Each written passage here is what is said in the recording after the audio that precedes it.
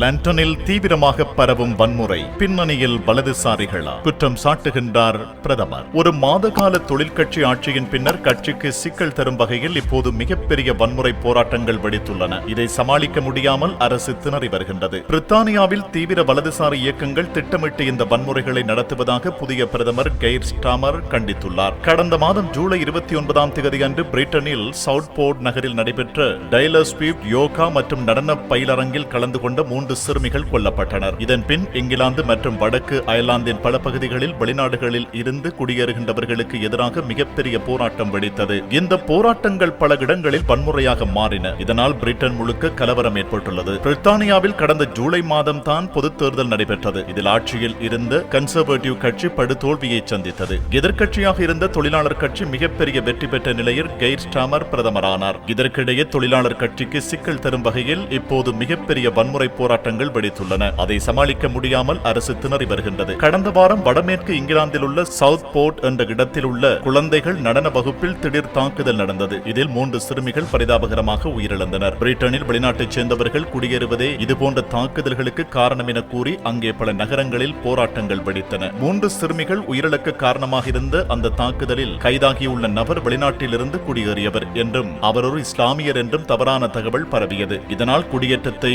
எதிர்க்கும் குழுக்கள், முஸ்லிம் எதிர்ப்பு குழுக்கள் திடீரென இந்த போராட்டங்களை ஆரம்பித்தன. அதுவே இப்போது வன்முறையாக மாறியிருக்கின்றது. அதே நேரம் இந்த சம்பவத்தில் கைதாகியுள்ள நபர் வெளிநாட்டைச் சேர்ந்தவர் இல்லை என்றும் அவர் பிரிட்டனில் பிறந்தவர்தான் என்றும் போலீசார் விளக்கம் அளித்துள்ளனர். மேலும் கைதான நபரின் குடும்பம் கிறிஸ்தவ மதத்தை பின்பற்றுவதாகவும் அந்நாட்டு ஊடகங்கள் செய்தி வெளியிட்டுள்ளன. இருப்பினும் இதை ஏற்க மறுத்து அங்கே போராட்டங்கள் தொடர்ந்து வருகின்றது. இங்கிலாந்தில் லிவர்பூல், பிரிஸ்டல், ஹல் மற்றும் ஸ்டாக்ஹாம், ட்ரெண்ட் மற்றும் பிளாக்பூல் என பல நகரங்களில் இந்த வன்முறை போராட்டங்கள் பரவியுள்ளன. இந்த விவகாரத்தில் போலீசார் 100க்கும் மேற்பட்டோரை இதுவரை கைது செய்துள்ளனர். மான்செஸ்டர் மற்றும் பெல்ஃபாஸ்டில் தாக்குதல் நடந்த நிலையில் கடைகள் மற்றும் வணிக நிறுவனங்கள் சூறையாடப்பட்டன. லிவர்பூலில் ஒரு நூலகம் தீக்கிரையாக்கப்பட்டது. இந்த வன்முறையில் போலீசார் பலரும் காயமடைந்துள்ளனர். இதற்கிடையே தீவிர வலதுசாரி இயக்கங்கள் திட்டமிட்டு இந்த போராட்டங்களை நடத்துவதாக அந்நாட்டின் பிரதமர் கெய்ர் ஸ்டாமர் விமர்சித்துள்ளார். மேலும் சிறுமிகள் உயிரிழக்க காரணமானவர்கள் மீது நடவடிக்கை எடுக்கப்படும் என உறுதியளித்த அவர் வன்முறைகளில் ஈடுபட்டவர்கள் மீது மிக கடுமையான நடவடிக்கை எடுக்கப்படும் என்றும் எச்சரித்தார். கன்சர்வேட்டிவ் கட்சியே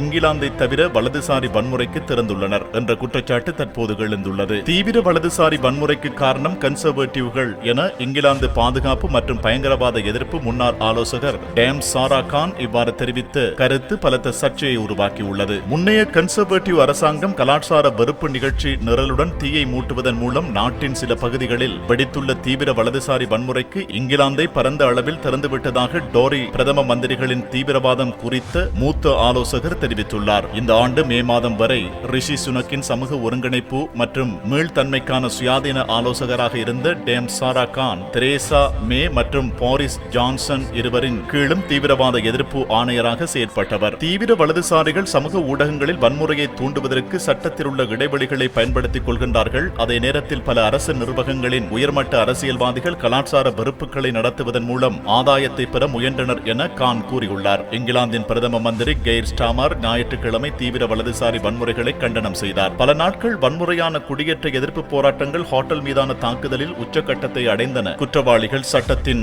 முழு வலிமையையும் எதிர்கொள்வார்கள் என்று கூறினார். இந்த வார இறுதியில் நாங்கள் கண்ட தீவிர வலதுசாரி வன்முறையை நான் முற்றிலும் கண்டிக்கின்றேன் என்று பிரதமர் ஸ்டாமர் ஒரு அறிக்கையில் தெரிவித்துள்ளார். இந்த வன்முறைகளில் பங்கேற்றவர்கள் சட்டத்தின் முழு வலிமையையும் எதிர்கொள்வார்கள் என்பதில் சந்தேகமே இல்லை. அவர்களின் தோல் நிறம் அல்லது மத நம்பிக்கைகள் காரணமாக இந்த கோளாறு மக்களை குறிவைத்ததாக அவர் கூறினார். மேலும் இங்கிலாந்தின் தெருக்களில் ஒழுங்கீனத்தை சட்டபூர்வமாக்க எந்த வழியும் இல்லை என்றார். கன்சர்வேட்டிவ் கட்சிக்கு எதிராக தனது தொழிற்கட்சி ஒரு தீர்க்கமான தேர்தல் வெற்றியை பெற்ற பின்னர் ஒரு மாதத்துக்கு முன்பு பிரதமராக பதவியேற்றார் ஸ்டாமர். பிரித்தானியாவை பொறுத்தவரை கடந்த 2011 கடைசியாக மிகப்பெரிய வன்முறை ஏற்பட்டது. அப்போது லண்டனில் கருப்பினத்தவர் ஒருவரை போலீசார் சுட்டுக் கொண்டதை தொடர்ந்து பல ஆயிரம் பேர் வீதிகளில் இறங்கி போராட்டங்களை நடத்தினர். அப்போது சில இடங்களில் வன்முறை வெடித்தன. சுமார் 13 ஆண்டுகளுக்கு பிறகு மீண்டும் பாரிய வன்முறை வெடித்துள்ளமை மிகவும் கவலைக்குரியதாகும்.